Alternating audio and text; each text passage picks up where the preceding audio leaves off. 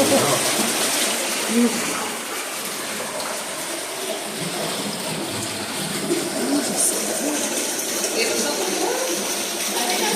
is us. Alright, y'all. Well, there's a couple things in this tunnel I want to go over with you guys. We're going to start with this first large formation up here on our right. So y'all feel free to squeeze in. Y'all in the back can come up on the left side by the chain if you want to get a better look here. If not, again, I'll just be as descriptive as I can so y'all can check it out on our way through. But up here, we have what's known as our volcano seed. So if you use your imagination, look up towards the ceiling, you're going to see all this smoke rising out, those white lines up there, along with that lava pouring down. It's not real lava though. This is just another example of flow stone. So like that back formation, water's flowing through the mountain, picking up minerals and putting it down to each rock. If you look close on this formation at the bottom though, you can actually see how those minerals are causing in layers one on top of each other like that. But again, 125 years per cubic inch for these things to form, and this isn't even our largest flowstone formation in the cavern. You have a bigger one in the back to check out now. Alright, now one other thing in this tunnel I want to go over with you guys. In our caverns, we said we don't have any precious gemstones like gold and diamond, but we do have one semi-precious gemstone known as carnelian, and I've got some of that carnelian right up here on the left. You'll notice it's pretty translucent, meaning you can see how the light comes shining through it. It gets that nice orange glow from the iron oxide that's trapped in there. It's another mineral being deposited. But these caverns are federally protected, like the majority of caverns in the U.S., which means no one's allowed to come mine down here. Just to see those gemstones and formations in the mine. Now we have a whole lot of carnelian in this area here, but I want you all to pay extra close attention to the carnelian right up here. I hit my head on it twice a day. Be careful not to do that. You'd all rather make it this way. That's it from out of this tunnel. I just want to point out that this tunnel. I didn't get to see that, what she was talking about up here. Oh, I thought it was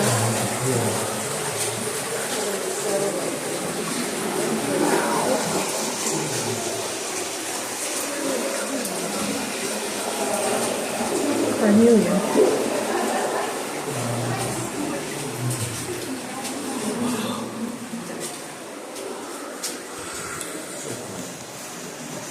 It's pretty cool.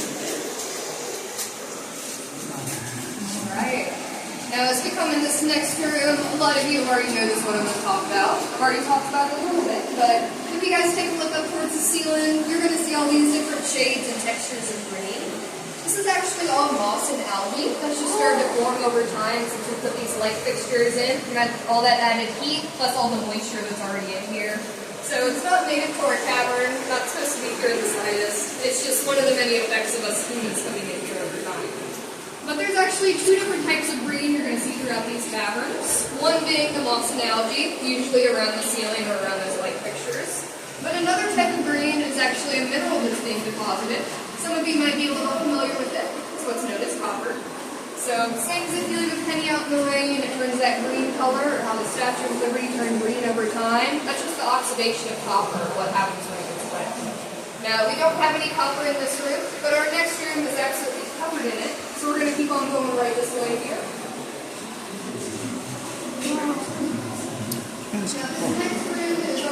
You guys jump up. You guys have been in the back. Oh, I like the back. You sure? So do we. So do we. That's why we're back here We're with not you. rushing you. You go right ahead. So are y'all empty nesters too? No. We are. So we're getting to do all the stuff we couldn't do in the past.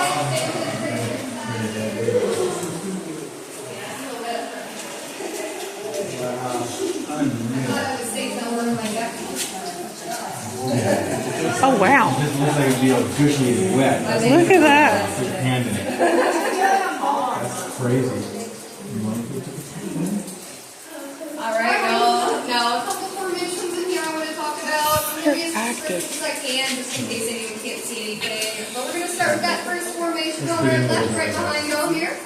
Directly behind you, right here. So you don't get blinded. Go right here. This formation is what's known as our guess what rock. And it gets that name because everyone who comes in here sees something different entirely. I mean, just this week, this formation looks like a big pickle, a giant squid. I've already used booger. But at least everyone can agree it's got that nice green color to all the caverns. One other formation I want to go over, I'm sure it caught all of your eyes coming in here, is this large formation up here on our left. This actually starts almost all the way from the top of our ceiling on this top shelf and comes almost all the way down to the ground. Now this is our largest piece of flowstone in our cavern. So again, 125 years per cubic inch. This thing is old as mist. But we call this formation Frozen Niagara because it kind of looks like a giant frozen waterfall. And especially today, the sky level is going to splash through. We're all going to get dripped under here today, but that's alright, it's just water. Now we're going to be coming right past this formation, so y'all just be careful not to touch on your left there. I'm going to go slow just in case anyone in the back. I don't know if that is that safe. It's limestone, it's absolutely safe.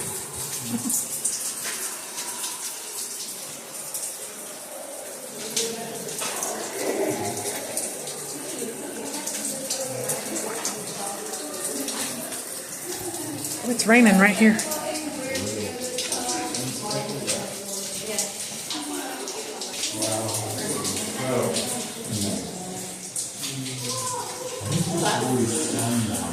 Yeah, I think more of the rain. So the creek's always flowing year round. Part of the water is like parts of that. Right. I know, right? Wow, this is incredible. Alright, y'all come in, stay on that left-hand side like the chains, so keep y'all a little dry. Oh yeah, this side's a bit drier if you want to come over here. Alright, y'all. Well, we're about to be heading up these stairs into the only upper level of our cavern we're allowed to go into, just because it's got the most support below us. Up here is what's known as our Gilkey room, and it was named after John Quincy Gilkey, who actually opened this cavern to the public back in 1937. He also helped with installing these walkways and handrails, so he's so important to get his over in here. However, this room is another one of our smaller rooms. It's nowhere near as tight as the last one, but it is pretty short. So before we go up there, I'm going to explain everything I want y'all to look out for, and we're just going to play a little game of I Spy as we're walking through, just so everyone knows what I'm talking about. Now, there's only 4 formations I want to talk about. One of them we've already been over. I'm going to sneak right past y'all so I can give y'all a little visual. But up here, we have some more of our stalactites, those pointy rocks that hang on tight to the ceiling. We're also going to have their friend the stalagmite, who looks exactly the same, just flipped upside down. One day that rock is going to grow up with all its might as more minerals deposit from above. But sometimes these stalactites and stalagmites form directly on top of each other. Eventually, those tips are going to start to touch, and they'll actually swallow each other whole, becoming one solid rock, kind of like what we see right here. This is what's known as a pillar. So you're going to see that entire timeline of those rocks coming together and becoming one solid thing on the left side about halfway through. One other thing I want y'all to look out for up there, I don't have a visual down here, so I'm just going to be as descriptive as I can. You're going to see on the tables on both sides this really weird brown beef-like texture. It's what's known as cave coral, and it forms whenever these water droplets fall into pools of water. They just splash around, sending those minerals in every direction, creating some really cool looking textures. So again, be sure to look out for those stalactites, stalagmites, pillars, and cave coral, most of which are going to be on that left side about halfway through. So we're going to start heading up these stairs here. So y'all just watch your step. Use that left hand real if you need it. I'm going to start fast, but I'm going to slow down as we start passing this formation. Just go on the big foot there. And again, if y'all have any questions, feel free to shout them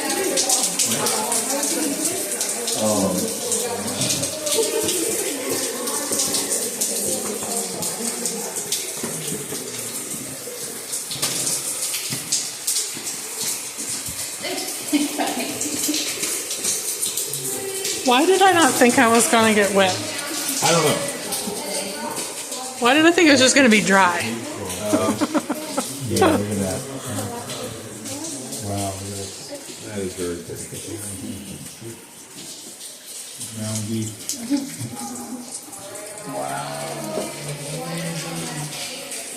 Yeah, that looks yucky.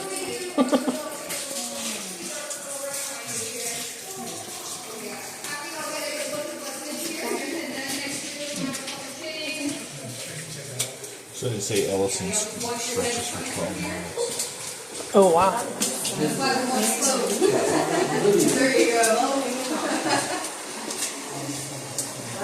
we all get a good look at what's down this tunnel. We go in that next room. I'm going to tell you all about what's hiding down here.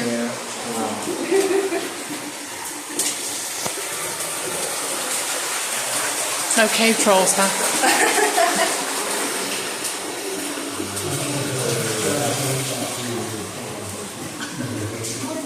Straight up.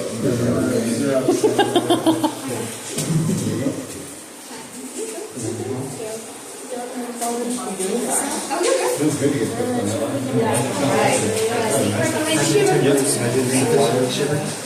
All right, y'all. Now, I pointed out that dark tunnel down there for a couple reasons. For starters, it just gives you a really good idea of what it looks like for a lot of those early cave explorers coming down in caverns like these before they opened to the public. They wouldn't have had the nice things we have today, like these walkways or handrails or electricity or anything like that. They were often going through ankle to waist high, running really cold water, about 42 degrees cold, rough, jagged rocks coming in every direction, a bit of a tight squeeze. But in order to navigate those conditions, those explorers would have been carrying lanterns with them.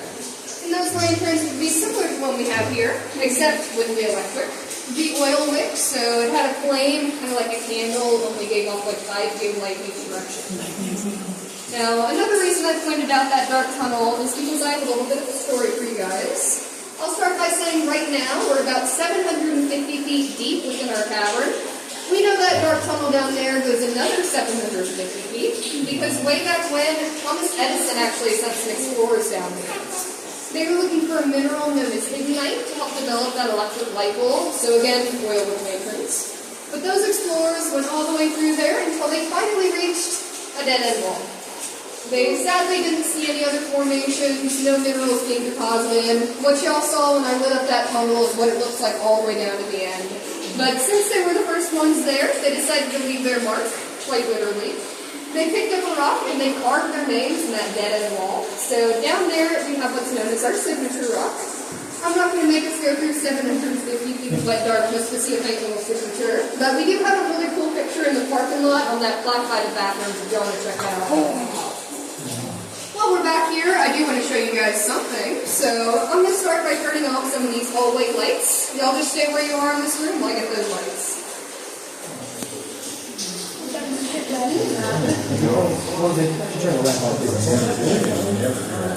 Alright, y'all. Now if you take a look down either tunnel, either direction, you can see just how quickly that darkness takes over, putting that tower in a whole new light. Again, though, oil with lantern, they could probably see about as far as I am right now. We wouldn't even know there was a tunnel behind me here. But let's say something happened to this lantern. We slipped on a rock, dropped into the water, and that flame went out.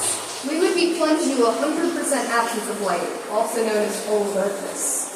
Now, you can only experience this level of darkness naturally in 2 types of places in the world, one being where we are, in the back of the cavern, the other being towards the bottom of the ocean, around like the depths of the abyss where no more light can reach.